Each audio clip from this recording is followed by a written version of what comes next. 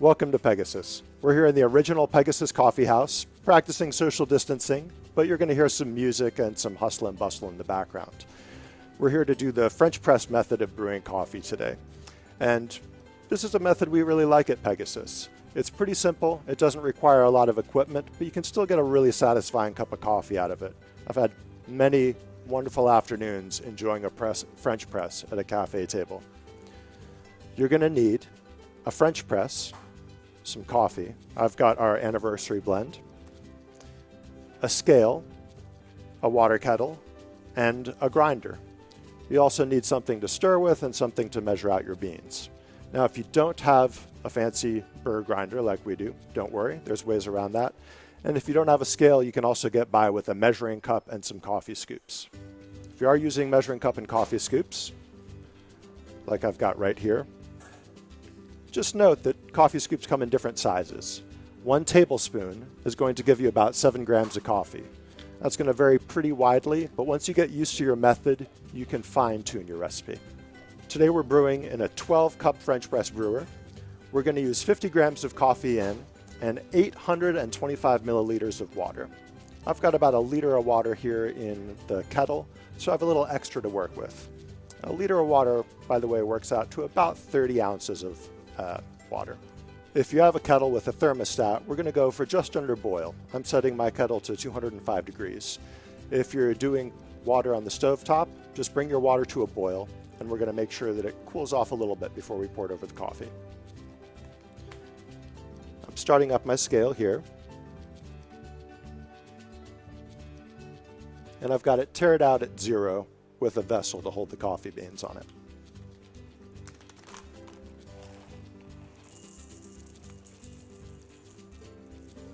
And I'm weighing out to 50 grams of coffee. A little bit over is fine. Sometimes some grinds get stuck in the grinder. Our water is just about at a boil now. We've weighed out our coffee, so it's time to grind it and to rinse out our French press. We're going to grind medium coarse.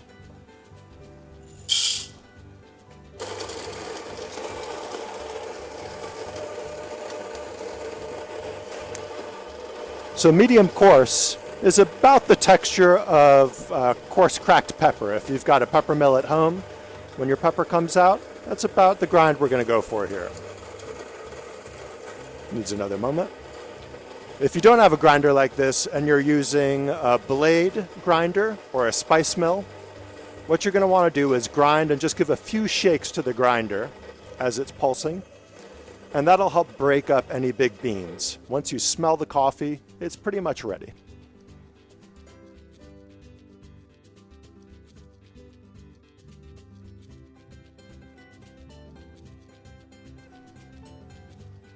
So you're going to want to go for a coarse grind, medium coarse grind, about the texture of coarse cracked pepper or coarse sea salt. So our coffee's ground. We're going to give our French press a little pre-rinse just to warm it up.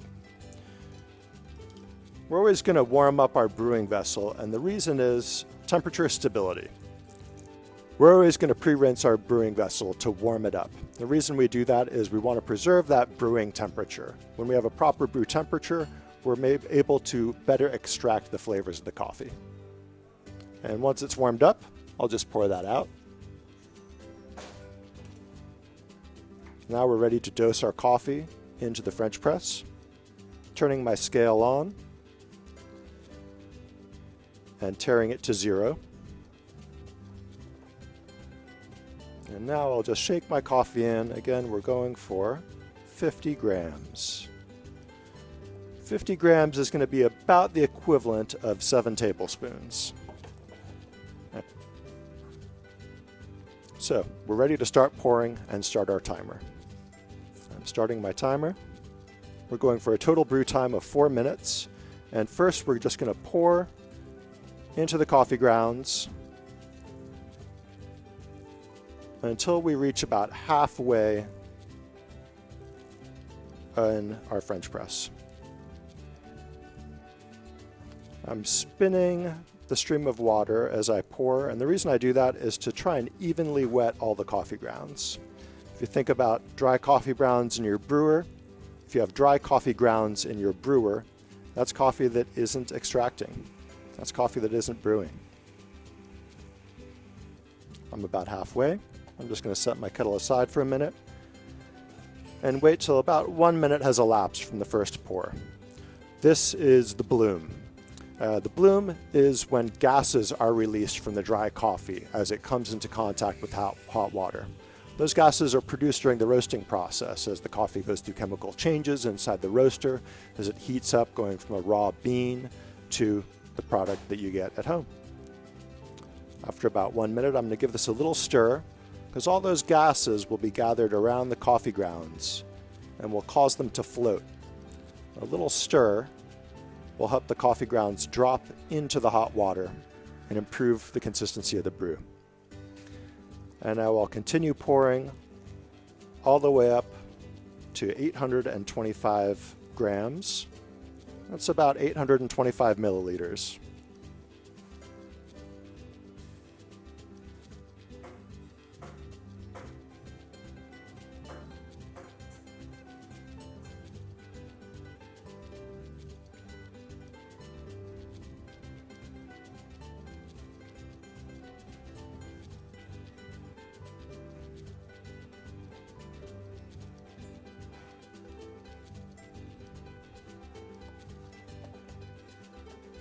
And now we wait.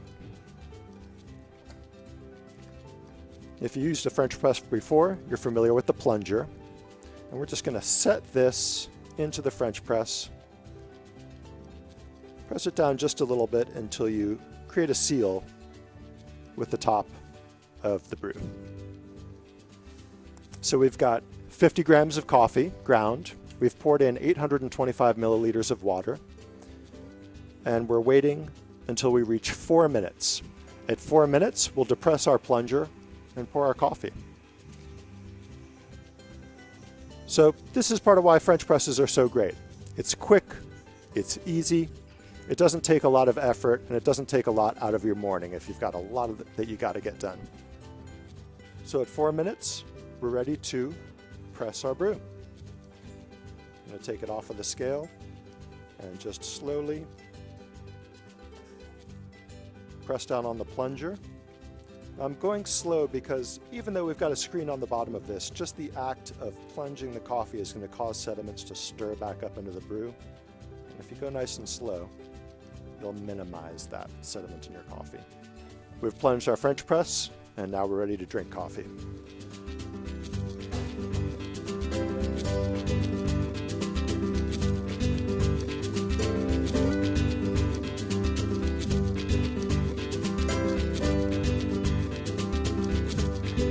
Enjoy.